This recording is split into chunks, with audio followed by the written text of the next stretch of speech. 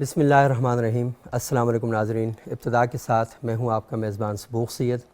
ناظرین، ایام حج گزر رہے ہیں اور ہم دیکھ رہے ہیں کہ پوری دنیا سے قافلے اس وقت حرم پاک میں موجود ہیں اور وہ جو اللہ کے احکامات ہیں ان کی بجا آوری میں مصروف ہیں، اور ہم یہ دیکھ رہے ہیں کہ وہاں جو حج کے اعمال ہیں وہ سارے ادا کیے جا رہے ہیں۔ لیکن حج کے اعمال میں ایک عمل ایسا بھی ہے کہ جو کرنے کے بعد ہم بھی ان لوگوں کے ساتھ کہیں نہ کہیں شریک ہو جاتے ہیں، اور وہ ہے قربانی کا عمل۔ کیونکہ قربانی پوری دنیا میں مسلمان جہاں جہاں بستے ہیں وہاں پر سب لوگ قربانی کرتے ہیں، اور جو آوازیں ہیں لبیک اللہم لبیک کی آوازیں، وہ جہاں میدان عرفات میں بلند ہوتی ہیں، حرم پاک میں بلند ہوتی ہیں، تو وہ یہاں پر بھی لوگ یہ قربانی کر کے ان آوازوں کو بلند کرتے ہیں، اللہ کی عظمت، بڑائی، کبریائی اس کا اظہار کرتے ہیں، اس کا اعلان کرتے ہیں، اور اتنی اونچی آواز سے اس کا اعلان کرتے ہیں کہ بتاتے ہیں کہ ہم چھوٹے ہیں یا اللہ آپ کی ذات بڑی ہے، اور آپ کی ذات نے ہی ہمیں پیدا کیا، آپ کی ذات نے ہمیں خلق کیا، اور ہماری جو زندگی اور موت ہے یہ ساری کی ساری آپ ہی کے لیے۔ ان صلاتی و نسکی و محیای و مماتی للہ رب العالمین، بے شک ہماری نمازیں، ہماری زندگی، ہماری موت، یہ ساری کی ساری للہ رب العالمین، یہ صرف اور صرف دونوں جہان کے جو رب ہے ان کے لیے ہے۔ تو ناظرین، یہ جو قربانی کا ایشو ہے یہ بڑی اہمیت کا حامل ہے۔ ذی الحج کا مہینہ ویسے بھی بڑی عظمت، بڑی برکتوں کا حامل مہینہ ہے، اور ہم یہ دیکھتے ہیں کہ ترمذی اور ابن ماجہ میں ایک روایت بیان ہوئی ہے، اس میں یہ ہے کہ اللہ کے رسول صلی اللہ علیہ وآلہ وسلم نے یہ ارشاد فرمایا کہ اللہ تعالیٰ کی عبادت کے لیے عشرہ ذی الحج سے بہتر کوئی زمانہ نہیں۔ اس زمانہ میں ایک دن کا جو روزہ ہے وہ ایک سال کے روزوں کے برابر ہے، اور ایک رات کی جو عبادت ہے وہ شب قدر کی راتوں کے برابر ہے۔ تو اس کی اتنی عظمت، اتنی فضیلت اس کی بیان ہوئی ہے، اور اس میں ہم قربانی جو ہے وہ دیتے ہیں۔ اور قربانی دیکھیں، یہ اصل میں اپنا مال، اپنی ساری چیزیں اللہ کی راہ میں ذبح کرنے کا نام ہے۔ جب ابراہیم علیہ السلام نے اپنے بیٹے کے گردن پر اللہ کے حکم کے مطابق جب چھری پھیری، تو ہم دیکھتے ہیں کہ اللہ تعالیٰ نے ایک امتحان لینا تھا۔ اس امتحان میں حضرت ابراہیم خلیل اللہ کامیاب نہیں ہوئے، کامیابی کی آخری حد تک چلے گئے۔ اور اقبال نے کیا خوبصورت کہا کہ یہ کیا شعر ہے جی، مکتب کی کرامت تھی، یہ فیضان نظر تھا کہ مکتب کی کرامت تھی، سکھلائے کس نے اسماعیل کو آداب فرزندی۔ تو یہ جو چیزیں ہیں ہمارے سامنے، تاریخ ہمیں پکار کے بتاتی ہے، اور ان چیزوں کے بارے میں ہمیں آگاہ کرتی ہے، اور ہم اصل میں انہی نقوش پر اپنی زندگیوں کو لے کے چلنا چاہتے ہیں، اور انہی نقوش کی طرف ہمیں دعوت دی جاتی ہے کہ آپ نے اپنی زندگیاں اگر کامیاب بنانی ہیں، اگر اپنے آپ کو دنیا اور آخرت میں کامران کرنا ہے، تو آپ کو ان نقش پا پہ چلنا ہوگا، اور یہیں پر آپ کی کامیابی جو ہے اس کی ابتدا ہوتی ہے۔ تو آج ہم قربانی کے حوالے سے گفتگو کریں گے۔ ہمارے ساتھ بہت زبردست پینل ہے۔ محترمہ ڈاکٹر حفصہ عباسی صاحبہ علامہ اقبال اوپن یونیورسٹی میں لیکچرر ہیں شریعہ اینڈ لاء کی۔ ہمارے دوسرے مہمان ہیں جناب مفتی عمران سندھو صاحب، دارالعلوم العالمیہ اسلام آباد کے محتمم ہیں۔ ہمارے تیسرے انتہائی اہم مہمان جناب مفتی شکیل احمد صاحب ہیں، انہوں نے اسلامی معیشت میں پی ایچ ڈی کر رکھی ہے، جامعہ محمدیہ اسلام آباد میں یہ معلم ہیں۔ آپ تینوں مہمانوں کا انتہائی شکریہ۔ میں مفتی شکیل احمد صاحب آپ سے گفتگو کا آغاز کروں گا۔ مجھے مفتی صاحب یہ بات بتائیں کہ یہ جو قربانی ہم دیتے ہیں، قرآن اور حدیث کی بنیادی تعلیمات کیا ہیں قربانی کے باب میں؟ بسم اللہ الرحمن الرحیم۔ قربانی کی اہمیت کے حوالے سے قرآن کریم کے اندر بھی کافی وضاحت موجود ہے۔ انا اعطیناک الکوثر فصلی لربک وانحر، تو ان شانک هو الابتر، اس کے اندر انا اعطیناک الکوثر فصلی لربک وانحر، نماز پڑھیں اور اپنے پروردگار کے لیے جو ہے وہ قربانی کریں۔ تو نحر جو ہے وانحر یہ امر کا صیغہ ہے، یعنی اس کا حکم دیا گیا ہے کہ آپ اس کی جو ہے قربانی کریں۔ اسی طرح قرآن کریم میں دوسری جگہ بھی اسی حوالے سے آتا ہے کہ اللہ تعالیٰ کے ہاں قربانی جو تم کرتے ہیں، تو یہ گویا کہ قربانی کرنا یہ ایک تقویٰ جو ہے وہ تقویٰ پیدا کرتا ہے۔ حدیث مبارکہ کے اندر بھی اس کی جو ہے آپ نے اہمیت بیان فرمائی۔ آپ نے فرمایا کہ قربانی جو ہے وہ ضروری کریں، لیکن جو قربانی نہیں کرتے وَلَا يَقْرِبَنَّ مُصَلَّانَا، تو ہماری عیدگاہ کے قریب بھی نہ آئیں۔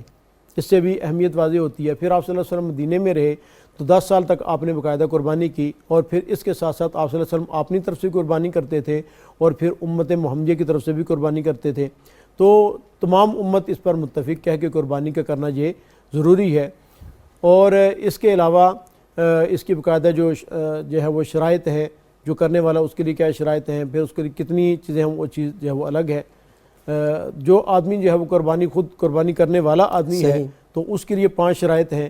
پہلی شرط یہ ہوتی ہے کہ وہ بالغ ہو، نمبر 2 مسلمان ہو، اور تیسری شرط یہ ہے کہ وہ آزاد ہو، چوتھی شرط یہ ہے کہ وہ اپنے جو جگہ ہے اس کی رہائش ہے اس پر مقیم ہو جس کو ہم کہتے ہیں، اور 5ویں شرط یہ ہے کہ وہ مالدار ہو، صاحب صحیح، صاحب نصاب ہو، موسر ہو۔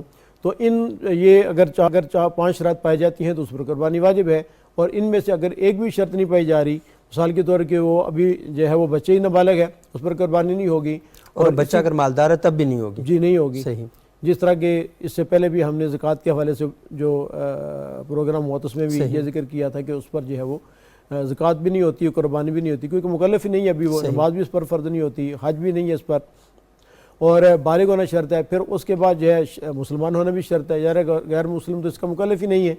پھر اسی طرح جو ہے وہ آزاد ہو، غلام جو ہے ظاہر اس کو وہ مال کا مالک ہی نہیں بن سکتا تو اس پر بھی قربانی نہیں ہے۔ پھر اسی طرح وہ مقیم ہو، اگر سفر کے اندر ہے تو ظاہر اس پر قربانی واجب نہیں ہوگی۔ اسی طرح جو لوگ حج پہ گئے ہوئے ہیں تو ظاہر ہے ایک قربانی تو وہ کریں گے، حج قران یا حج تمتع والی قربانی کرتے ہیں، لیکن اگر وہ وہاں باقاعدہ ٹھہر بھی جاتے ہیں 15 دن کی ایک جگہ مکہ میں یا مدینہ کے اندر، 15 دن ان دنوں میں، ظاہر ہے کہ حج کے ایام میں تو مدینہ میں نہیں ہوں گے، مکہ کے اندر ہی ہوں گے، تو اگر وہ مکہ کے اندر 15 دن اقامت کرتے ہیں اور واقعتاً وہ مالدار بھی ہیں تو پھر ان پر بھی واجب ہوگی۔ اور اسی طرح مالدار ہونا بھی شرط ہے، اگر مالدار نہیں ہے تو اس پر بھی قربانی واجب نہیں ہے۔ باقی مالدار ہونے کے لیے کون کون سی چیزیں شرط ہیں کہ سونا، چاندی، نقدی، مال تجارت یا زائد از ضرورت سامان اگر اس کے پاس ہے جو مطلب ہے کہ نصاب کو پہنچ جاتا ہے۔ نصاب تقریباً آج کل راؤنڈ بورڈ جو ہے وہ 88,000 یا 90,000 ہے، اتنا اگر کسی کے پاس مال موجود ہے اور اس پر بھی ہے۔ عام طور پہ یہاں 2 باتوں میں وضاحت جو 88,000 یا 90,000 روپیہ اگر کسی کے پاس ہے جی تو اس پر قربانی واجب ہے، اس پر قربانی واجب ہے، اس لیے کہ آج کل جو چاندی ہے 52.5 تولہ اس کی قیمت تقریباً 88-90,000 کے قریب بن جاتی ہے، تو اس پر قربانی جو ہے واجب ہوگی۔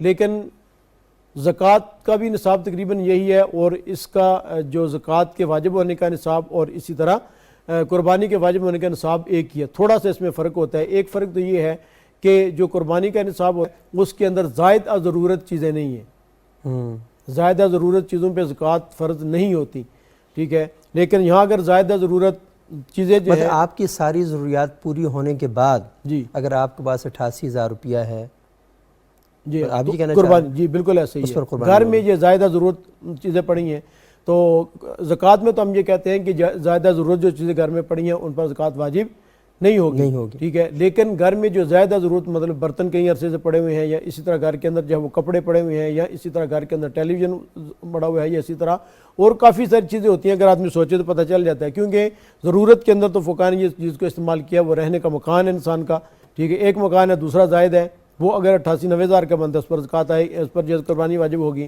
اسی طرح پہننے کے کپڑے ہیں، رہنے کا مکان ہے، پہننے کے کپڑے انسان کی یہ ضرورت کے اندر شامل ہیں۔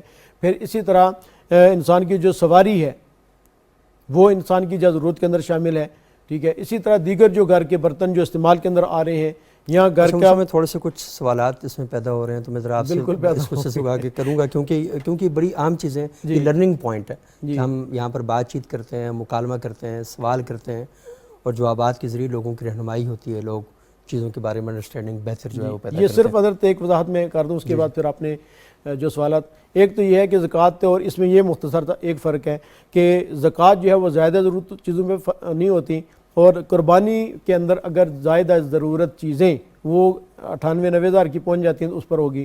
دوسرا یہ تھا کہ زکوٰۃ کے لیے سال کی شرط تھی، یہاں وہ بھی شرط نہیں ہے۔ قربانی کے جو ایام ہیں یعنی 10 سے لے کر 12 کی مطلب ہے کہ 10 کی صبح سے لے کر طلوع فجر سے لے کر 12 تک ہے، یہ 3 دن، ان دن اندر وہ مطلب ہے کہ اگر اس کے پاس اتنا سرمایہ آ جاتا ہے، اس کے لیے کوئی سال وغیرہ کی شرط نہیں ہے، ان دنوں میں کبھی بھی کسی وقت 3 دنوں میں آ جائیں تو قربانی۔ باقی جو سوالات انشاءاللہ اس کے ساتھ بالکل اس میں ہم بات کریں گے آگے۔ اچھا ڈاکٹر حفصہ عباسی صاحبہ، عموماً ہم یہ دیکھتے ہیں ہماری سوسائٹی میں جب بھی بہت ہی افراط تفریط ہے، ایک طرف بھی ایک پیک ہے، دوسری طرف بھی ہم دیکھتے ہیں کہ ایک انتہا ہے، لوگ وہاں پر کھڑے ہیں۔ اچھا انہیں ساری دنیا کے جو مسائل ہیں قربانی کے دنوں میں یاد آ جاتے ہیں، اور وہی کہتے ہیں جی کہ اچھا یہ قربانی کے بجائے یتیموں کو پیسے دے دیے جائیں تو بہت ہی اچھا ہو جائے گا، حج کرنے کا کیا فائدہ ہے، حج کے لیے آپ جائیں گے تو اتنا پیسہ خرچ کریں گے، اس سے بہتر ہے پاکستان میں غریبوں کی مدد کر لیں۔ لیکن جب وہ اپنی شادیاں کرتے ہیں، اپنے تہوار کرتے ہیں، بچوں کی منگنیوں پر، اس طرح کی چیزوں کے اوپر، اچھا ان کو جو تعلیمی اخراجات ان کے ہوتے ہیں، تو وہاں پر ہم دیکھتے ہیں کہ جو بچے کی فیس ہے وہ 1.5 لاکھ روپیہ 2 لاکھ روپے تک وہاں پر دے رہے ہیں. یہ ملک کے اندر کی بات کر رہا ہوں، باہر تو کروڑوں میں پھر چلی جاتی ہے.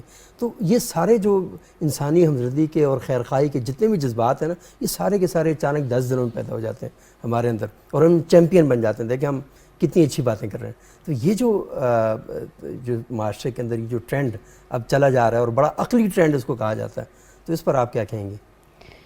جی، اس میں آپ نے بہت اچھا ایک پوائنٹ ریز کیا ہے. بالکل آپ صحیح فرما رہے ہیں کہ جیسے قربانی کے حوالے سے لوگ جو ہے نا وہ آرگیومنٹس اور لیت و لال سے کام لیتے ہیں.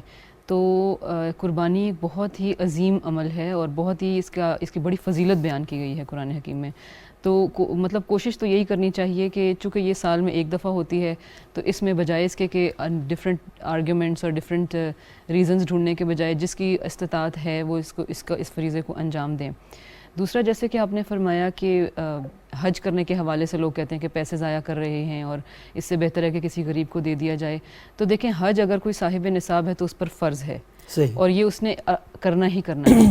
صحیح. لیکن ہمارے ہاں ایک جو تھوڑا سا ایک آپ کہہ لیں کہ تھوڑا سا غلط ٹرینڈ چل پڑا ہے، وہ یہ ہے کہ جیسے عمرے بہت زیادہ لوگ کرتے ہیں، مطلب ہر رمضان جیسے مثال کے طور پر جا رہے ہیں، یا حج بھی اس میں نمبر آف حج کو انکریز کیا جانا مطلب ایک ٹرینڈ سا بن چکا ہے. تو اس چیز کو تھوڑا سا اسٹریم لائن کرنے کی ضرورت ہے کہ نبی اکرم صلی اللہ علیہ وآلہ وسلم جو کہ اس جگہ پر موجود تھے، لیکن ہم نے دیکھا کہ ان کی زندگی میں مطلب ہجرت کے بعد ایک حج انہوں نے کیا اور عمرہ بھی انہوں نے ایک ہی کیا. تو بہتر یہ ہے کہ بجائے اس کے کہ بار بار اس چیز کو ریپیٹ کرنے کے بجائے ہم جو ہمارا فرض ہے اگر ہم نے ادا کر لیا، اور اس کے بعد ہم دیکھتے ہیں کہ ہمارے آگے پیچھے کچھ ایسے مستحقین ہیں جو ہمارے رشتہ داروں میں موجود ہیں جو واقعی بیسک نیسیسٹیز سے محروم ہیں، اور ہم ان کو اگر اس طریقے سے ہیلپ آؤٹ کر سکتے ہیں، یا کوئی ایسے ادارے ہیں ہماری نظر میں جو کوئی ایسے دین کا کام کر رہے ہیں جو آپ کو لگتا ہے کہ واقعی وہ دین کی سربلندی کے لیے کام کر رہے ہیں، تو ہم ان کو ہیلپ آؤٹ کر دیں.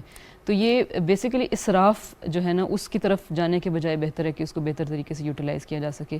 تو قربانی کا جو بنیادی طور پر فلسفہ ہے وہ یہ ہے کہ اپنی ذاتی خواہشات کو اللہ تعالیٰ کے سامنے قربان کرنے کا یہ ایک نظریہ، ایک فلسفہ ہے. جیسے کہ حضرت ابراہیم علیہ السلام، ان کو بہت آپ سمجھ لیں کہ ایک بوڑھی ایج میں اللہ تعالیٰ نے ایک بیٹا عطا کیا اسماعیل، اور ان سے بے انتہا محبت تھی. اور ان کو جب حضرت سارہ نے یہ کہا کہ اس کو آپ کسی جنگل میں لے جائیں، اور جب اللہ تعالیٰ سے پوچھا تو انہوں نے کہا کہ ٹھیک ہے.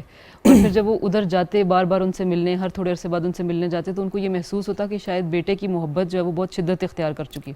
تو اللہ تعالیٰ نے ان کو یہ قربانی جو کرنے کا حکم دیا ہے، تو وہ سوچنے پر مجبور ہوئے کہ یہ کوئی واقعی اللہ تعالیٰ کی وحی ہے، کیونکہ انبیاء کے جو خواب ہوتے ہیں وہ وحی کا حصہ ہوتے ہیں. تو ان کو اس بات کی سمجھ میں آئی کہ یہ ذاتی خواہشات اور جو چیزیں اللہ تعالیٰ کی محبت پر مقدم آ رہی ہیں، جو مال کی محبت ہے، جو اس آج کل جو ہمارے حب جا اور حب مال ہے، اگر یہ مقدم آ رہی ہے تو اس کو قربان کرنا. بنیادی طور پر ہمیں قربانی سے یہ درس ملتا ہے کہ ہم اپنی جو پرائیورٹیز ہیں اگر ہماری ان کو چینج کریں، اور اگر ہمارے دین میں ہمارے اللہ تعالیٰ کی محبت میں کوئی چیز رکاوٹ آ رہی ہے تو ہم اس کو سائڈ پر کریں اور اس اپنے مقصد میں کام کریں. صحیح. اچھا، یہ بڑی اہم نکات آپ نے بیان کیے.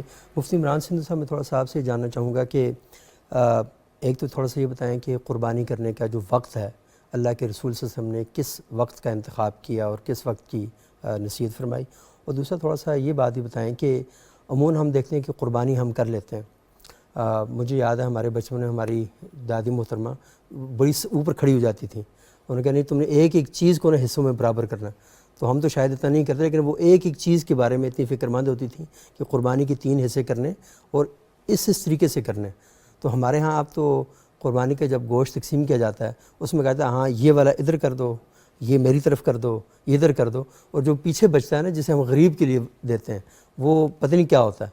تو ہم یہ کام کرنا شروع کر دیتے ہیں. تھوڑا سا یہ بتائیں کہ کیا اللہ کے رسول نے نصیحت فرمائی اس باب میں؟ نہیں، ماشاءاللہ ہمارے معاشرے میں بفضل اللہ تعالیٰ مسلمان معاشرے میں یہ جو قربانی کا فریضہ ہے بڑے ذوق و شوق سے سر انجام دیا جاتا ہے. اور اس کی میرے پاس دلیل یہ ہے، اور حج کا فریضہ بھی بڑے شوق اور ذوق سے کہ ادھر ان کو پابندیاں لگانی پڑ رہی ہیں.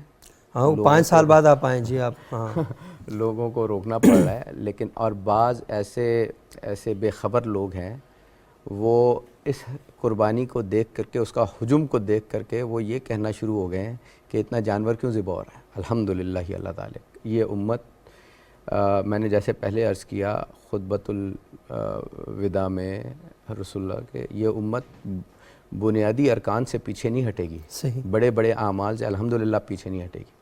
صحیح، دوسری بات یہ کہ آپ نے فرمایا کہ افضل وقت کون سا ہے، تو افضل وقت جتنا دیر کرتے جائیں گے افضل وقت اتنا کم ہوتا چلا جائے گا، یعنی 3 دن تک آپ قربانی کر سکتے ہیں، جتنی جلدی قربانی کر لیں اتنا ہی اچھا ہے۔ اور تیسری بات یہ ہے کہ دیکھیں ہم ہر چیز میں اسراف کرتے ہیں، صحیح، اور اگر مطلب مسلمان قوم اگر باقی چیزوں کے اندر پیسے خرچ کر رہی ہے تو حج بار بار کیوں نہ کیا جائے؟ یعنی جو لوگ 10 لاکھ کا حج ہر سال کر سکتے ہیں تو اس کی دلیل یہ ہے کہ اس کے بعد ان کے پاس اتنا پیسہ ہے۔ ایک تو بیچارہ جو ہے نا میرے جیسا جو ایک دفعہ حج کے پیسے بڑی مشکلوں سے جمع کرتا ہے، لیکن ایک ہے جو کہ بار بار حج کر رہا ہے، تو اس کو یہ چاہیے کہ بار بار صدقات بھی کرے، بار بار زکوٰۃ بھی دے۔ وہ اس کو 10 لاکھ 20 لاکھ سے اگر فرق نہیں پڑ رہا تو اس کو چاہیے کہ وہ 10 لاکھ 20 لاکھ اللہ کے راستے میں بھی خرچ کرے۔ دوسرا مسئلہ یہ ہے، لیکن یہ جو حج کا جو اصل میں اس کے اوپر گفتگو کرنا چاہوں گا، کہیں یہ چیز ہمارے ریڈار سے ہٹ نہ جائے، کہ جو حج ہے یہ کس چیز کی یاد دہانی کراتا ہے؟ صحیح، صحیح، یہ جو حج ہے یہ مقصودی عبادت ہے نا، مقصود لی عینی ہی ہے، یعنی جو صاحب اس کی اہلیت رکھے کہ پیچھے اس کے پاس خرچہ ہے اور آگے جا سکتا ہے حج کے سفر پہ، تو اس کے اوپر یہ فرض ہو جاتا ہے۔ صحیح، تو اور ظاہر ہے قربانی، آپ کہتے ہیں یاد کس چیز کی دلاتا ہے؟ صحیح، یہ یاد کس چیز کی دلاتا ہے؟ یہ پورا کا پورا یعنی یہ پورا کا پورا اسلام کا قصہ ہے، صحیح، مسلمانوں کے لیے اسلام کا سچا قصہ ہے۔ صحیح، اب یہ دیکھیے کہ طواف کس چیز کا یاد کراتا ہے؟ صحیح، طواف یاد کراتا ہے کہ 2 باپ بیٹا جنہوں نے ہجرت کی، اپنا سب کچھ چھوڑا، اور ایک وادن غیر ذی زرع میں، یعنی ایسی وادی جہاں پہ کوئی زراعت ہی نہیں ہے، جہاں پہ نہ پانی نہ کچھ اور تھا، ادھر انہوں نے اپنے بیٹے کے ساتھ مل کر کے چاروں طرف گھوم کر کے مقام وہ آج بھی وہ پتھر موجود ہے، وہ اس چیز کی یاد دہانی ہے صحیح، کہ ایک اللہ کا گھر بنایا۔ صحیح، یہ جو جتنی مساجد بن رہی ہیں، اللہ کے گھر بن رہے ہیں، یہ اس کی اطاعت اور اتباع میں بن رہی ہیں۔ صحیح، صحیح۔ اچھا، صحیح کس چیز کی یاد کراتی ہے؟ ایسی قربانی کی یاد کراتی ہے کہ ایک خاتون اکیلی اپنے بیٹے کے لیے پانی کی تلاش میں بالکل اکیلی اپنے شوہر کے چھوڑ جانے کے بعد، اللہ کے حکم کے بعد اکیلی ایک صحرا میں صفا اور مروہ کے اندر کہ پھر یہ اس قربانی کی یاد کراتی ہے۔ یہ جو شیطان کو کنکریاں مارنا ہے، یہ کس چیز کی یاد کراتا ہے؟ اس کو سوچنے کی بات ہے کہ بھائی جب بھی شیطان آئے گا اور تمہیں اللہ کے راستے میں قربانی دینے سے روکے گا، اللہ کے راستے میں نکلنے سے روکے گا، تو تم یہ شیطان کو یہ 39 کنکریاں مار دینا۔ اچھا، پھر یہ قربانی کس چیز کی یاد کراتی ہے؟ کہ باپ نے بیٹے کو وحی آنے کے بعد حکم دیا، باپ بھی نبی بیٹا بھی نبی، اور حکم دیا، اور اللہ نے اور بیٹے نے سر تسلیم اللہ کے حکم پہ خم کیا۔ صحیح، یہ حج جو ہے نا، یہ قربانیوں کی داستان ہے۔ ہم لوگ اس بات میں پڑ جاتے ہیں کہ مطلب اگر ہم ان باتوں کو سوچیں کہ ادھر بیٹا قربان ہو رہا تھا، ادھر ایک دمبا قربان ہو رہا ہے، یہ کتنی چھوٹی قربانی ہے اس کے مقابلے میں، لیکن کیونکہ اللہ کا حکم بڑا ہے اس وجہ سے ہم کرتے ہیں۔ اور جہاں تک غریبوں کا حصہ ہے، تو یہ امت انشاءاللہ اس معاملے میں اللہ نے اس امت سے بہتر امت کوئی پیدا نہیں کی۔ آج بھی جو مسلمان امت لوگوں کے لیے کرتی ہے، وہ کوئی غیر مسلم امت مجھے کرتی نظر نہیں آئی۔ وہ جانوروں کے لیے تو کرتے ہیں، وہ جانوروں کے حقوق کا خیال کرتے ہیں، لیکن انسانوں کے حقوق کی تلفی ہے۔ آج ہماری عورت محفوظ ہے، بغیر کسی قانون کے بھی اللہ کا شکر ہے، ان کی عورتوں سے زیادہ محفوظ ہے۔ اچھا مصعب، بہت شکریہ آپ کا، آپ نے بڑی بات کی۔ ہم کو کمپیریزن نہیں کر رہے کہ کون کہاں پر کتنا محفوظ ہے کتنا نہیں ہے، لیکن بنیادی بات یہ کہ ہم نے اپنے آپ کو اللہ کے رسول کی جو دعویٰ کرتے ہیں ان کی تعلیمات اور سانچے میں ہم نے اپنے آپ کو جی ہاں نہیں، کمپیریزن میرا خیال ہے اس وجہ سے نہیں ہے کہ بہت سی چیزیں ایسی ہو جاتی ہیں کہ بجائے اس کے کہ ہم یہ کریں۔ اچھا مفتی شکیل صاحب، میں تھوڑا سا آپ سے جاننا چاہوں گا، آپ نے بہت ہی اچھی پہلے گفتگو کے حصے میں بات کی تھی، اور آپ نے بتایا کہ یہ جو آپ نے کہا 80,000 یا 88,000 روپیہ اگر آپ کے پاس ہے، تو میرا خیال یہ ہے کہ کیونکہ یہ سوال لوگوں کی طرف سے میں آپ کی خدمت میں پیش کر رہا ہوں، اور میرے جو سوالات ہوتے ہیں وہ لوگوں کی طرف سے ہوتے ہیں، تو میں کہہ رہا ہوں کہ یہ جو 88,000 80,000 روپے آج کل اگر ہم اس کی ویلیو دیکھیں تو بہت ہی کم بنتی ہے.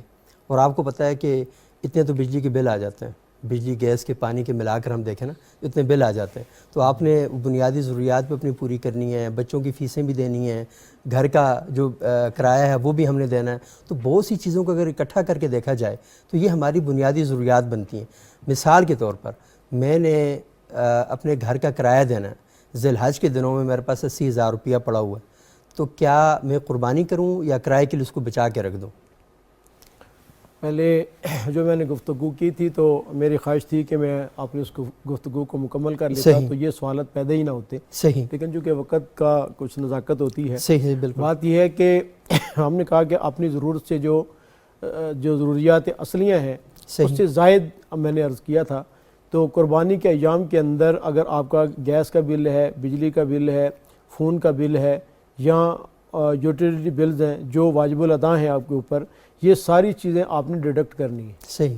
قرضہ اگر آپ نے دینا ہے وہ آپ نے اس سے نکالنا ہے, یا اسی طرح اور بھی گھر کا کرایہ آپ نے کہا آپ پر واجب ہو چکا ہے تو وہ آپ نے اس سے نکال کر پھر جو 88,000 بچے کا یا 90,000 ہے وہ اس ہے. لیکن گیس کا بل, بجلی کا بل اور اسی طرح اگر مثال کے طور پہ آپ کے ملازم ہیں, آپ کے ملازم کی تنخواہیں جو ہیں یہ یکم ذی الحجہ سے لے کر 30 تک یہ واجب ہو چکی ہیں, آپ نے ان ملازموں کی تنخواہیں بھی دینی ہیں.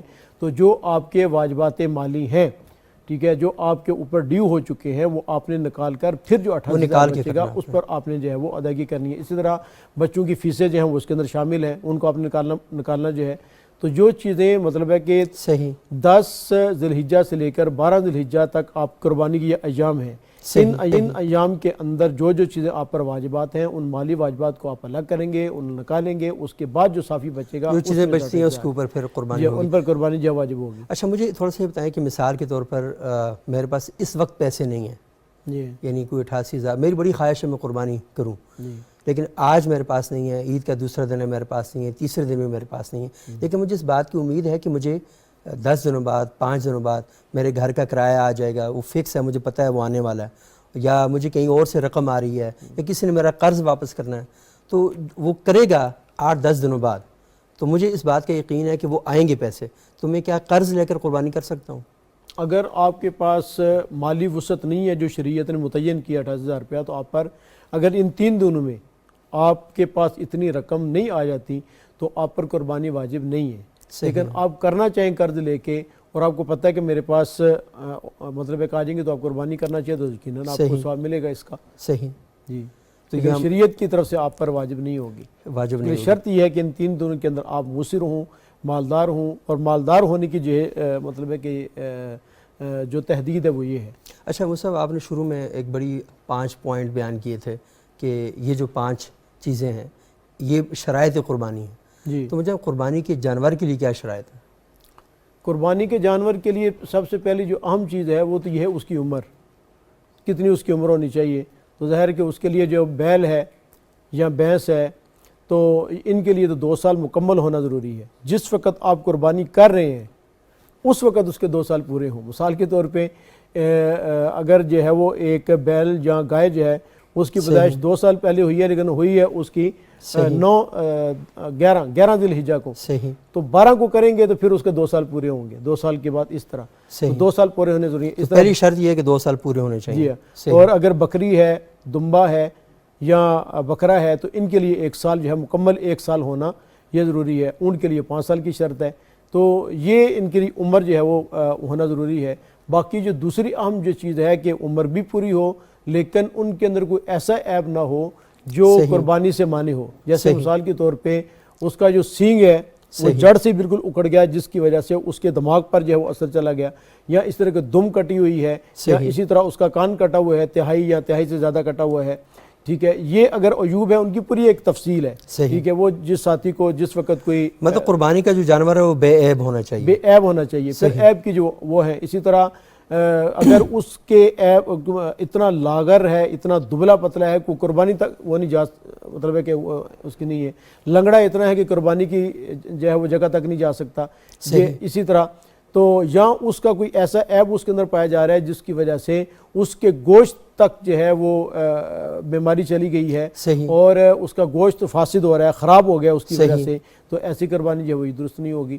تو عیوب سے پاک ہونا یہ بھی شرط ہے، اور عمر عیوب سے پاک ہونا یہ ہے، اس کا صحت مند ہونا بھی، صحت مند ہو۔ صحیح۔ کچھ چیزیں ایسی ہوتی ہیں کہ وہ کراہت کے اندر تو آتی ہیں لیکن اس کی وجہ سے قربانی نہیں ختم ہوگی، قربانی درست ہو جائے گی لیکن جو ہے وہ مکروہات ہیں، وہ تقریباً 18-20 کے قریب جو ہیں وہ مکروہات ہیں۔ اور میرا خیال ہے کہ لوگوں کو قربانی کرنے سے پہلے یہ چاہیے کہ وہ علماء اکرام کے پاس جائیں اور ان سے معلومات لیں کہ ہم قربانی کرنا چاہ رہے ہیں، قربانی کی شرائط کیا ہیں، اور زیادہ بہتر یہ بھی ہے کہ اور علماء اکرام یہ کرتے بھی ہیں کہ جب حج کے ایام آتے ہیں پمفلٹ بھی تیار کرتے ہیں۔ دوسری بات یہ ہے کہ وہ مساجد میں جو خطبات جمعہ ہیں تو اس میں وہ لوگوں کو یہ بات بتا رہے ہوتے ہیں، تو میرا خیال یہ ہے کہ یہ چیزیں ہونی چاہیے۔ یہ سب کچھ کرنے کے باوجود بھی عید والے دن فون آتا ہے جی یہ مسئلہ ہو گیا تب کیا کریں، اس وقت یہ مسئلہ زیادہ آتا ہے کہ وہ بھاگ گیا جانور جو ہے قربانی کے۔ بعض لوگ آج کل کھال بھی بیچ دیتے ہیں، کھال بیچنا قربانی کے جانور کی درست نہیں،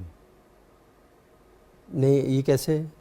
یعنی کھال بیچ دیتے ہیں نا، اجرت میں دے دیتے ہیں۔ اچھا ہاں، اجرت میں دے دیتے ہیں، کسائی کو جو دیتے ہیں، جی ہاں، یہ درست نہیں۔ تو یار بیچنی پڑے گی، گھر میں تو کوئی نہیں رکھتا۔ ہاں لیکن یہ دو ہی صورتیں، یا تو اس قربانی کی کھال کو خود استعمال کریں گھر میں، اس کے مطلب جیسے پہلے لوگ مشکیزہ بنا لیتے تھے یا آج کل لوگ مصلی بنا لیتے ہیں، لیکن اگر اس کو آپ بیچتے ہیں تو پھر اس کی جو قیمت ہے اس جگہ لگانا ضروری ہے جہاں زکوٰۃ لگتی ہے۔ ہاں، یعنی اگر آپ اس کو فروخت کرتے ہیں تو اس سے جو قیمت حاصل کر کے آپ وہ خود استعمال ہی کر سکتے ہیں۔ اور ویسے بھی آج کل ہم دیکھتے ہیں کہ یہ جو مختلف فلاحی تنظیمیں ہیں یا مساجد ہیں، مدارس ہیں، تو وہ قربانی کی کھالیں وہ خود اکٹھی کر لیتے ہیں اور اب بھی یہ نہیں پتہ کہ وہ آگے استعمال کہاں کرتے ہیں۔ اچھا، مستحقین پر کرتے ہیں، مستحقین پر نہیں کرتے، یہ مسئلہ ہوتا ہے۔ جیسے زکوٰۃ ہے تو زکوٰۃ اکٹھی کرنے والے کتنے ادارے ہیں، اس لیے ہم کسی کا نام تو نہیں لیتے، نومینیٹ تو نہیں کرتے، لیکن زکوٰۃ کو اکٹھے کرنے والے بے شمار ادارے ہیں۔ رمضان کے اندر تو ان کی کثرت ہوتی ہے، لیکن وہ زکوٰۃ کو اکٹھا کرنے کے بعد کیا وہ مستحقین تک وہ پہنچتی بھی ہے یا نہیں پہنچتی، اس کا ہمارے پاس کوئی نہیں ہوتا۔ اس طرح کھانے آپ دیں جس کو بھی دیں، لیکن یہ کہ یہ تحقیق کر لیں کہ اس کو اس کے جو مصرف ہے وہاں تک خرچ کر رہے ہیں یا نہیں کر رہے ہیں۔ نیت واضح کر دیں، آپ ہدیتاً دے رہے ہیں، ہدیہ کر رہے ہیں کسی کو، یا پھر وہ کسی تک کسی غریب تک پہنچانے کے لیے دے رہے ہیں صدقے کے لیے۔ زکوٰۃ کے حوالے سے بھی حضرت ہم نے گزارش کی تھی کہ جس طرح زکوٰۃ دینا ایک فرض ہے، اس طرح زکوٰۃ کو اس کے مستحق تک پہنچانا بھی فرض ہے۔ بے عین اس طرح قربانی کرنا بھی ضروری ہے، اور قربانی کی جو کھال ہے اس کو اس کے مصرف تک پہنچانا یہ بھی ضروری ہے۔ اگر گھر استعمال نہیں کرتے تو گھر استعمال کر لیں، پھر تو مطلب وہ زیادہ آپ کی مرضی کہ آپ اس کو جہاں چاہیں وہ کریں۔ اچھا، میں ڈاکٹر حفصہ آپ کی طرف آؤں گا، مجھے تھوڑا سا یہ بات بتائیں کہ اکثر اوقات ہم دیکھتے ہیں کہ خواتین جو ہیں، مثال کے طور پر اگر ان کا کوئی نہیں ہے، وہ بیوہ خاتون ہے لیکن اللہ تعالیٰ نے صاحب ثروت بنایا ہے اور وہ قربانی کرنا چاہتی ہیں، تو کیا خاتون خود بھی قربانی کر سکتی ہیں؟ جی بالکل، خواتین جو صاحب نصاب ہیں، جن کے پاس سونے کی 7.5 تولے سونا موجود ہے، ان پر قربانی فرض ہے۔ صحیح، جی، یعنی کہ خود ذبح بھی کر سکتی ہیں؟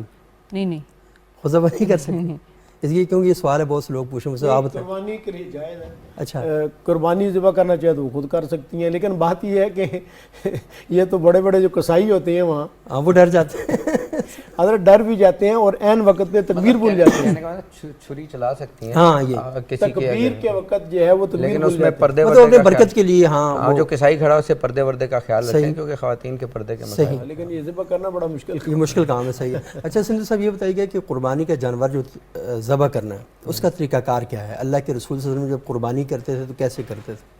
وہ نہر بھی کرتے تھے، یعنی اونٹ کو نہر کرتے تھے نیزے سے، اور ہاں، اور جو ویسے طریقہ کار ہے وہ یہ ہے کہ چھری کھنڈی نہیں ہونی چاہیے۔ صحیح، مطلب یہ قربانی سے پہلے آپ نے جن چیزوں کا اہتمام کرنا ہے، جو چھری ہے وہ ایسی ہونی چاہیے کہ جس کو تکلیف نہ دے، اور کوشش یہ ہو۔ چھری کو دیکھا تو آپ نے فرمایا کہ تم ذبح کرنے سے پہلے اسے ذبح کر رہے ہو۔ ہاں صحیح، تو یعنی جانور جو ہے قربانی کا اسے آپ تکلیف نہ دیں۔ جی ہاں، بہتر طریقہ یہ ہے کہ اس کے جو کان وان ہیں اس کی آنکھ پہ کر دیں، تھوڑا سا اس کو اللہ کا ذکر بھی سنا دیں، اس سے جانور بالکل پرسکون ہوتا ہے۔ میں نے یہ دیکھا ہے کہ اللہ کا ذکر اگر تیسرا کلمہ اس کے سامنے پڑھ لیا جائے تو وہ آرام سے لیٹ بھی جاتا ہے۔ تو یہ ساری چیزیں ہیں جو کہ یعنی جانور کو تکلیف نہیں دینی، اور بسم اللہ پڑھ کے، بسم اللہ ہی اللہ اکبر پڑھ کے اس کے اوپر شاہراگ اس کی کاٹنی ہے، آدھی، پوری نہیں کاٹنی۔ اگر آدھی کاٹیں گے شاہراگ، اور وہ طریقہ اگر آپ خود کر رہے ہیں تو نائی سے پوچھ لیں، اس کو جگہ کا پتہ ہوتا ہے کہ کسائی سے پوچھ لیں کہ جو اس کا گردن کے کون سی جگہ سے آپ نے کاٹنا ہے. بے شک اس کا ہاتھ پکڑ لیں اور یہ دیکھیں کہ جو قربانی کرنے آیا ہے وہ مسلمان ہے یا نہیں ہے, وہ اس کا عقیدہ بھی ٹھیک ہے یا نہیں ہے, تھوڑا سا اس کا انٹرویو بھی کر لیں. بعض ایسے لوگ بھی قربانی کر رہے ہوتے ہیں جو کہ صرف آج کل شوقیہ کر رہے ہوتے ہیں, صرف اسی دن آ کے قربانی کرتے ہیں, وہ گوشت کا بھی بیڑا غرق کرتے ہیں اور قربانی کا بھی بیڑا غرق کرتے ہیں. تو تکبیر بھی ان سے تکبیر بھی ایک دفعہ سن لیں. حضرت یہ اس وقت ہم نے جو شرائط لکھی ہے اجتماعی قربانی میں, تو اس کے اندر خاص طور پہ ہم نے یہ لکھا ہے کہ سب سے پہلے جو قصائی آپ کے آئیں تو یہ چیک کر لیں کہ کیا ان کو کلمہ ہی پڑھنا آتا نہیں آتا. ان دنوں کے اندر تو چونکہ تقریباً 400-500 اجتماعی قربانی ایک جگہ ہو رہی ہوتی ہے, تو اس کے اندر وہ لوگ بھی اکٹھے کر لیتے ہیں جن کو پورے سال کبھی جنہیں نماز نہیں پڑھی ہوتی, ان کو کلمہ تک نہیں آتا ہوتا. تو سب سے پہلے یہ چیز ہے کہ اس کو اسلام اس کا چیک کریں. دوسرے نمبر پہ جو ہے اس کو کہیں کہ تکبیر پڑھ ہمارے سامنے. میرا خیال ہے یہ زیادہ ضروری نہیں ہے کہ یہ جو قصائی حضرات اچانک سے آ جاتے ہیں, کیونکہ یہ تو ایک روزگار بھی ہے نا, روزگار ہے, کیونکہ آپ سمجھیں 1-2 دن لگا لیں ان کے لیے, بچوں کے لیے, تو ان کے لیے 2-3 دنوں کے لیے آپ کوئی بندوبست کر لیں کہ ہاں جی ان کو اسلام کے جو بنیادی احکامات ہیں, قربانی کرنے کا طریقہ جو ہے, کلمہ پڑھا لیا جائے, بجائے اس کے کہ ان کو روزگار سے فارغ کر دیا جائے, ان کے لیے تربیتی مرکز بنا دیا جائے, ان کو تکبیرات باقاعدہ جو سنی جائیں. اور تیسرے نمبر پہ حضرت جو عام چیز ہے, جو ہمارا اپنا مشاہدہ تجربہ یہ ہے کہ عین وقت پہ تکبیر کوئی نہیں پڑھتے. صحیح. اور اس لیے یہ ضروری ہے کہ تکبیر بھی ان سے سنی جائے اور عین وقت پہ جو ہے ایک ساتھی کھڑا ہو سے کہے کہ تکبیر بسم اللہ اللہ اکبر, آپ قاعدہ پڑھیں, آپ پڑھیں. اچھا سندھو صاحب یہ بتائیے گا کہ یہ بات بھی ہوتی ہے کہ قربانی کے کن جانوروں کا ذبح کرنا جائز نہیں ہے, کیا نقص ہوں کہ جس کی بنیاد پر ہم کہتے ہیں کہ ان کو نہیں, وہ تو انہوں نے بتایا نا کہ لیکن یہ نا کہ بعض اوقات یہ ہے کہ جانور اگر اندھا ہے تو ہم یہ کہتے ہیں چلو ٹھیک ہے جی اس کو ہم ذبح کر دیتے ہیں, اس طرح وہ کچھ خامی ہے, کوئی فکس کیا ہیں, کوئی ایسی آپ کے ذہن کے اندر ہے؟ انہوں نے بتا دیا کہ جس کا کوئی عضو 1/3 سے زیادہ ٹھیک نہ ہو, صحیح, تو اس کو جیسے ٹانگ ہو گئی یا کان ہو گئے تو اس کو پھر آپ قربانی کے لیے استعمال نہ کریں. صحیح, ہاں اس کے لیے اس کی قربانی جائز قربانی. اچھا شکیل صاحب یہ بتائیے گا کہ عموماً ہم یہ دیکھتے ہیں کہ چھوٹا جانور جیسے مینڈا ہے, دمبا ہے, بکری ہے, بکرا ہے, یہ تو ہم مطلب اکیلا بندہ بھی یہ خرید سکتا ہے, لیکن جو بڑے جانور ہیں تو ان کی خریداری مہنگی بھی ہوتی ہے, مشکل بھی ہوتی ہے, ذبح کرنا بھی پھر یہ سارا, تو ہم یہ دیکھتے ہیں کہ لوگ حصہ ڈالتے ہیں قربانی کے اس میں.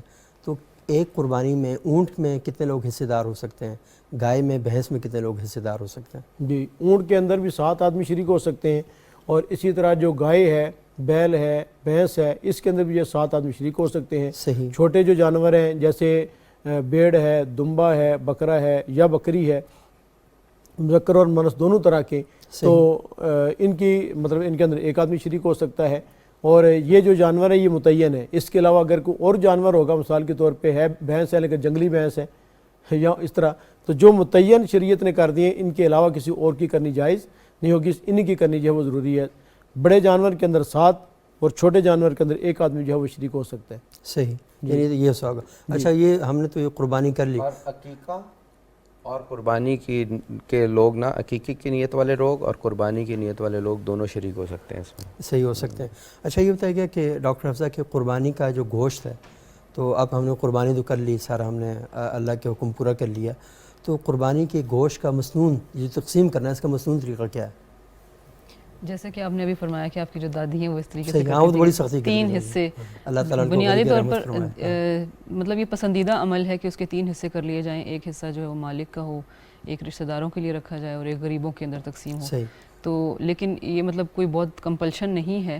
اور اس کے علاوہ ہمارے ہاں یہ جو گوشت کو ذخیرہ کر لینا اور پھر اس کے بعد 6 مہینے تک اسی کو استعمال کرنا, یہ چیز ایک تھوڑی سی ڈسکریجنگ ہے. ہمارے یہاں تقسیم کا طریقہ بہت سے لوگوں نے مختلف کر دیا کہ یہ گوشت فریج کے اوپر والے حصے میں رکھنا ہے, یہ دوسرے والے میں رکھنا ہے, یہ تیسرے والے میں رکھنا ہے, ہم نے یہ کر دیا. جی یہ چیز ڈسکریجنگ ہے, کیونکہ قربانی کا جو مقصد ہے وہ یہ ہے کہ ہمارے دلوں سے مال کی محبت نکلے, ہمارے دلوں سے یہ دنیا داری کی محبت نکلے, اللہ تعالیٰ کی محبت کے سامنے ہمارے چیز سامنے کوئی چیز مقدم نہ ہو. تو سنت طریقہ یہ 3 حصے ہے اس کے مطلب, اور دوسرے طریقے سے بھی ہو سکتا ہے کہ کوئی اگر مثال کے طور پر یہ نہیں مطلب کرنا چاہتا, لیکن بہتر یہ ہے کہ جو لوگ, کچھ ایسے لوگ ہوتے ہیں جو زیادہ تر دے دیتے ہیں, تو وہ بھی بہتر ہے, مطلب کوئی ایسا وہ نہیں. مطلب آپ یہ کریں, مجھے آپ تھوڑا سا بتائیں کہ قربانی کی جو گوشت ہے مسنون طریقہ کیا ہے اس کو تقسیم کرنے کا؟ استحباب کا لکھا ہے, مسنون کہنا تھوڑا سا مشکل ہو جاتا ہے, کیونکہ اگر مسنون کہیں گے تو پھر یہ ثابت کرنا پڑے گا کہ کس حدیث میں آپ صلی اللہ علیہ وسلم نے بالکل وہ 3 حصے کیے ہیں. لیکن مستحب طریقہ جو ہے وہ قرآن کریم سے واطعم القانع والمعتر, ٹھیک ہے, تو یہ بھی آتا ہے کہ خود اپنی قربانی سے بھی کھاؤ، ایسے لوگوں کو کھلاؤ جو سوال کرتے ہیں، اور ایسے لوگوں کو کھلاؤ جو سوال نہیں کرتے، ٹھیک ہے. تو اس لیے مستحب طریقہ جو ہے وہ یہی ہے کہ آدمی جو ہے وہ ایک حصہ گھر میں رکھ لے، خود کھا لے، اور دوسرا جو ہے وہ حصہ اپنے اقارب رشتہ داروں کو دے دے، اور تیسرا جو ہے، لیکن یہ استحباب کے درجے میں ہے. اگر آدمی سارے کے سارا خود بھی رکھنا چاہتا ہے تو خود بھی رکھ سکتا ہے، لیکن جس طرح یہ کہہ رہے تھے کہ یہ قربانی کا پھر وہ نہ ہوا تو ان کا بھی جو ہے اس کے اندر حصہ جو ہے باقاعدہ ہوتا ہے. تو اس لیے قربانی کے جو ہے وہ مختلف حصے کر کے وہ باقاعدہ جو ہے وہ بس جو لوگوں کا یہ اعتراض پیدا ہوتا ہے نا کہ وہ کہتے ہیں نہیں آپ قربانی کے بجائے غریب کو پیسے دے دیں، غریب بیچارے کو پورا سال گوشت کھانے کے لیے نہیں ملتا، جی تو کم از کم اس سے یہ تو فائدہ ہوتا ہے کہ آپ وہاں پر تقسیم کریں. اور محض زیادہ شوق کے ساتھ، آپ کو تو اللہ تعالیٰ نے یہ موقع دیا ہوا ہے، آپ تو کئی بار ہفتے میں کھاتے رہتے ہیں گوشت وغیرہ، تو آپ کم از کم ان لوگوں تک جائیں اور خود ان کو پکا کے کھلائیں. سب سے بہترین طریقہ یہ ہے کہ آپ وہاں پر پہنچ جائیں. اور پچھلے سال ہم نے کہا تھا کہ آپ کچھ دوستوں کو جو ہے نا کہ آپ نے فرمایا کہ اللہ کے رسول امت کی طرف سے بھی قربانی کیا کرتے تھے، تو یہ بھی تو کیا جا سکتا ہے نا کہ آپ ایک بکرا خریدیں اور چلے جائیں غریبوں کی بستی میں، ان کے ساتھ بیٹھیں، وہاں پر ذبح کریں اور ان کو پکا کر کھلائیں. تو میرا اللہ کے ہم نے تو خوش کرنا اللہ کی ذات کو نا، تو اللہ کی ذات کو خوش کرنا ہے تو قدم قدم پر بہانے مانگتی ہے. اگر آپ صلی اللہ علیہ وسلم نے پوری زندگی امت کی طرف سے ذبح کیا ہے صحیح، تو کیا ہمارے لیے جو سعادت نہیں ہوگی کہ ہم آپ صلی اللہ علیہ وسلم کی طرف سے ذبح کریں؟ صحیح بات. ایک جانور یا ایک حصہ صلی اللہ علیہ وسلم کی طرف سے رکھ لیں، یا ایک مستقل بکرا صلی اللہ علیہ وسلم کی طرف سے ذبح کریں، تو یا سیدنا صدیق اکبر رضی اللہ تعالیٰ کی طرف سے کریں، یا صحابہ کی طرف سے کریں، یا ہمارے دیگر جو ائمہ ہیں، بڑے بہت امام اہل بیت ہیں، اہل بیت اطہار ہیں، سیدنا حسن رضی اللہ تعالیٰ، سیدنا حسین رضی اللہ تعالیٰ نے ہماری امت کے لیے قربانی دی ہے، تو ہم ان کی طرف سے مطلب ہے کہ ایک حصہ جو ہے وہ ہر سال کریں. ہمارا یہ صرف توجہ دلانے کی ضرورت ہے، لوگ تو تیار ہیں، ہاں لوگ صرف ان تک بات پہنچ جائے تو وہ تو ماشاءاللہ یہ کام کرنے کے لیے نفلی قربانی ہوگی، ثواب کا ثواب ہے، اور انشاءاللہ العزیز اس کی وجہ سے ہماری زندگی میں جو ہے وہ برکت بڑی بہتری. ایک مسئلہ تھوڑا سا میرے ذہن میں ابھی آ گیا کہ جہاں پہ عید کی نماز ہوتی ہے نا، وہاں پہ عید کی نماز کے بعد قربانی کرنی چاہیے. اگر پہلے کر لی تو نہیں ہوگی. اور جن علاقوں میں عید کی نماز، چھوٹے جو گاؤں ہوتے ہیں جہاں پہ عید کی نماز نہیں ہوتی، تو وہاں پہ اگر پہلے ہو گیا تو اس میں مذائقہ نہیں ہے. ہاں ہمارے ہاں فقہی حوالے سے مختلف مکاتب فکر کے ہاں چھوٹا موٹا اختلاف موجود ہے. اور ایک اور بات، اگر جو امیر آدمی ہے جو کہ طاقت رکھتا ہے قربانی کرنے، اس کا جانور اگر عیب دار ہو جائے قربانی سے پہلے، تو اس کو قربانی جو ہے اس کو صحیح جانور کی کرنی چاہیے، دوبارہ خریدنا چاہیے. لیکن اگر بالکل ایسا آدمی ہے غریب جو کہ دوبارہ نہیں خرید سکتا، تو وہ عیب دار جانور کی بھی قربانی کر سکتا ہے. اچھا، اس میں ایک اور بات بھی ہے مفتی صاحب کہ مثال کے طور پر اگر میں نے ابھی ایک جانور خریدا، وہ ٹھیک ٹھاک تھا، لیکن وہ کسی وجہ سے اس دوران یہی بات کی میں نے کہ اگر امیر آدمی ہے تو دوبارہ خریدے، اور اگر ایسا ہے کہ جس نے بڑی مشکلوں سے صاحب نصاب ہوا تھا اور غریب آدمی ہے اور اس کے پاس اور طاقت نہیں ہے، تو پھر وہ اسی جانور کا اسی کرے. بہت شکریہ آپ کا مفتی عمران سندھو صاحب، مفتی شکیل احمد صاحب، ڈاکٹر حفصہ عباسی صاحبہ. ناظرین، آج ہم نے گفتگو کی کہ قربانی کے جو مسائل ہیں اور کون کون سے سوالات ہیں، کیونکہ بہت مختصر وقت ہے تو اس میں کم ہی سوال کیے جا سکتے ہیں، لیکن آپ کو چاہیے کہ قربانی کرنے سے پہلے علماء اکرام سے ضرور رابطہ کریں، اور علماء اکرام کو بھی چاہیے کہ جہاں پر وہ قربانی کے لیے اشتہارات وغیرہ چھپواتے ہیں اجتماعی قربانی کے حوالے سے، یہاں قربانی کے جو بڑے اہم مسائل ہیں وہ بھی اگر شائع کروا دیں، مساجد کے باہر لگے ہوں، کالجز میں، یونیورسٹیز میں، مارکیٹوں میں اگر لگے ہوں، تو لوگوں کو کم از کم اس بات کے بارے میں معلومات حاصل ہو جائیں گی کہ انہوں نے قربانی کس طرح کرنی. یہ ساری چیزیں ناظرین اپنی جگہ پر، لیکن سب سے بڑی اور سب سے اہم چیز یہ ہے کہ آپ کا جو حسن نیت ہے. اللہ تعالیٰ کے پاس اللہ تعالیٰ قرآن میں فرماتے ہیں کہ لن ینال اللہ لحومها ولا دماؤها ولکن ینالہ التقوی منکم. اللہ کے پاس نہ آپ کا قربانی کا خون جاتا ہے، نہ ہی قربانی کا گوشت جاتا ہے. اللہ تعالیٰ کے پاس جو چیز آتی ہے وہ آپ کا حسن نیت، کہ آپ نے کس ارادے کے ساتھ یہ قربانی کی ہے.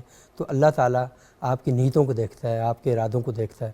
اللہ تعالیٰ ہمارے ارادے، ہماری نیتیں اتنی اچھی کر دے کہ ہم جو بھی کام کریں تو ہمارے پیش نظر یہ رہے کہ ہم اللہ کی رضا کے لیے کر رہے ہیں، اس معاشرے کے لیے کی بہتری کے لیے کر رہے ہیں، اور اپنے معاشرے کی خیر خواہی کے لیے کر رہے ہیں. اگلے پروگرام تک کے لیے اجازت دیجیے گا. بہت شکریہ.